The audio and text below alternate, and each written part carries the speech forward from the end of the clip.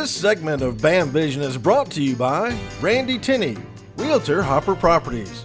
For all of your residential, commercial, and land real estate needs, contact Randy at 601-622-4009 or email at randy@hopperms.com. And hello everyone, Jack Chris here, publisher of BAMSouth.com. Welcome to the latest edition of BAM Vision, brought to you by Randy Tinney of Hopper Properties. We are honored to be in the Ridgeland City Hall and joined by the Honorable Mayor, Gene McGee. Mayor, good to see you. Glad to be here, thank you. Listen, I have to ask you, you've been here, I always forget, you've been mayor of Ridgeland for how long now? Well, I'm in my 28th year. That's a long time. Yes, sir. In that tenure, do you now consider yourself more of an administrator? Are you a cheerleader? Are you an advocate?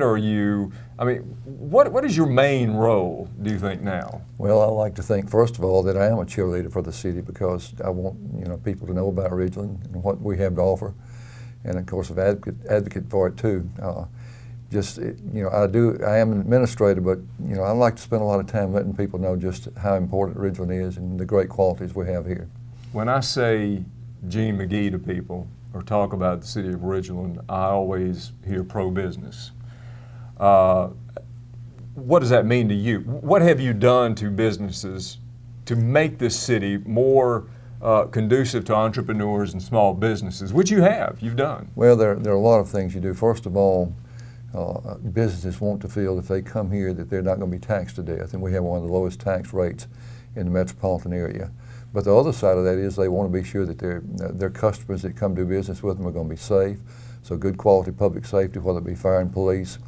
And also, when someone is coming to develop in Ridgeland, they like to have a seamless process so that they know that the expectations of them up front, and there's not a lot of difficult things that they get complicated in that causes the delays, because they're making a big investment here, and that investment is what allows us to provide quality of life for our citizens. Well, and let me ask you this, because I was just telling you before we went on the air, I'm back in Ridgeland now, living here as a citizen. Right. And in dealing with public employees here, the service is just top notch. Not only are people friendly, the police force, fire department, whatever department you call, does that trickle down from you? Is it the people you hire?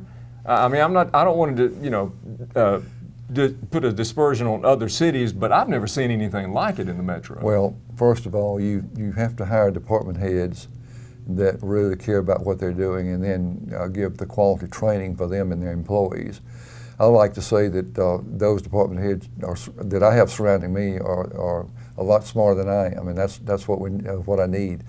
Someone running the police department needs to be an expert in that, or in public works.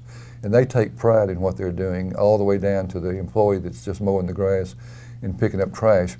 One of the things that I always emphasize to every employee that's going to come to work here is that when a visitor comes here that is considering doing business here or living here, we want to give the best impression possible, whether it be the nicest ball fields or the cleanest streets, no potholes, that trash is being picked up, and of course that police and fire are doing a great job to provide that public safety that's necessary. Well, they are. You having said that, are there 2 or 3 other goals that you would like to have for the city, or that you want to implement or would like to implement over the next couple of years that you could talk about? Well, of course, one of the important goals is the building of our new city center. We went through a long 2-year process with citizen involvement, doing our master plan, and one of the recommendations and important factors in that master plan was to have a new city center with a new city hall and possibly other opportunities such as fine arts and that sort of thing. So we're working very hard on that now. In fact, I hope to be able to break ground on our new city hall either late this year or next year. Then the next part of that is we're working very hard on 2 east-west corridors in the city that are very important. One of them is Lake Harbor Extension, which it's under final design now. It's going to provide a really good east-west corridor for us. And then Colony Park Boulevard, north of Ridgeland High School, is going to be another. And that's going to allow us to take traffic off of Jackson Street, which is important, and turn that more into a downtown, because Ridgeland really has never had a downtown before. You and I met recently, and you related a pretty funny story to me early on when you took over as mayor. You remember the story? Would you mind relating that about you were wondering what you had gotten into, or I think your wife said something to you? Well, yeah, we were faced with some pretty good challenges that had to be, the decisions had to be made. I'd gotten a letter from the rating bureau saying we were going to lose our fire insurance rating, going to be the worst, and that the health department that wouldn't allow us to develop if we didn't do something to improve our water system, our firefighting ability. So we made some pretty hard decisions. We raised water rates, and of course, not being a very good politician, we raised them at the wrong time of the year when it was the driest and everybody was mowing their yards or watering their yards.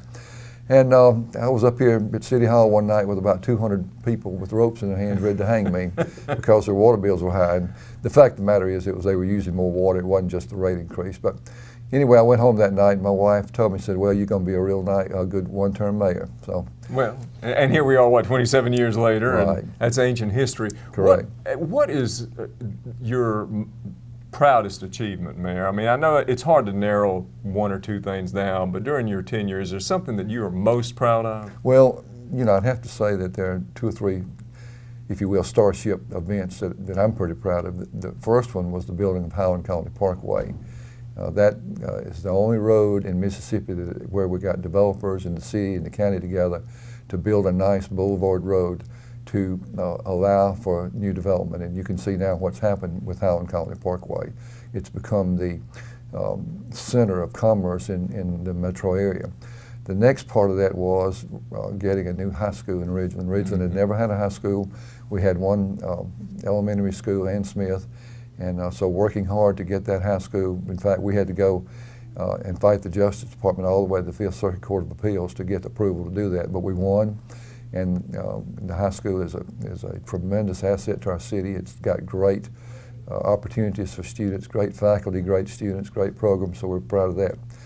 I guess the third part that I'm very proud of is what we've tried to do with creating an atmosphere for people to get out and provide opportunity for good health with our trails and our parks and those things. So if you take those three things and you put them together, I think that's been an important part of my administration. Well, and I plan on covering all of those throughout the next couple of months on bamsouth.com. Let's wrap up here, Mayor. I want to ask you more of a personal question. What are some things about Gene McGee that the public may not know? You've been mayor for 28 years. They may see the political life, but the personal side of Gene McGee they may not know. Some unusual facts. Well, I guess the fact that I grew up on a dairy farm in the country, all during my high school career, I used to have to get up every morning at 3 o'clock and milk cows. That's something they probably don't know. Some people may or may not know I'm a trombonist, and I do enjoy still doing that to this day.